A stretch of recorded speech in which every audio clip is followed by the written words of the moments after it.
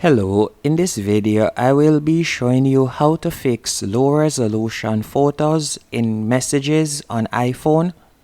For example, if you are sending someone a message on your iPhone and it doesn't have the same quality as when you took it, I'll be showing you how to fix that. The first thing you need to do is open settings. Then you're going to scroll down and you're going to select messages. And you're going to scroll all the way down until you see low quality image mode, and yours more than likely will be turned on.